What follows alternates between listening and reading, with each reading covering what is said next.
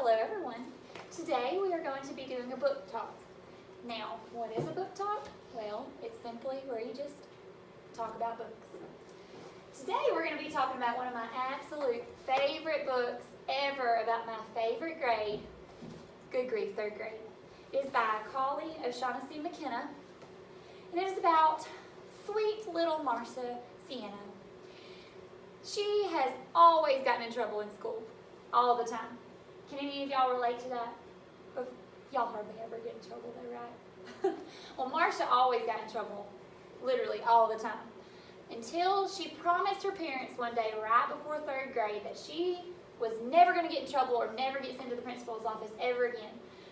Third grade was going to be her fresh start. Kind of like when y'all moved from the primary school to the elementary school, that was y'all's fresh start. Marcia promised her parents that it was going to be a fresh start, never going to get in trouble, going to keep moving.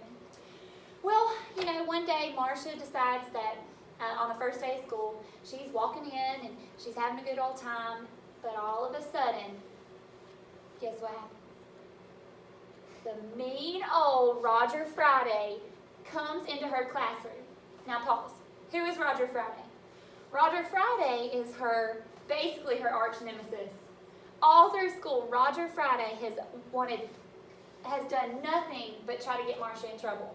Have you ever been around people like that? That it feels like they're always pestering you or bothering you or trying to get you in trouble? No? Yes? It was a little bit mixed up. So this person, Roger was Marcia's person that she just was like, ugh, I cannot believe it. And now she's panicked. Okay, Roger's always causing her trouble, so that's going to get her in trouble, and it's going to cause her to break her deal with her parents. This is one of the quotes from the books that she has to say about how she feels about Roger Friday being in her class.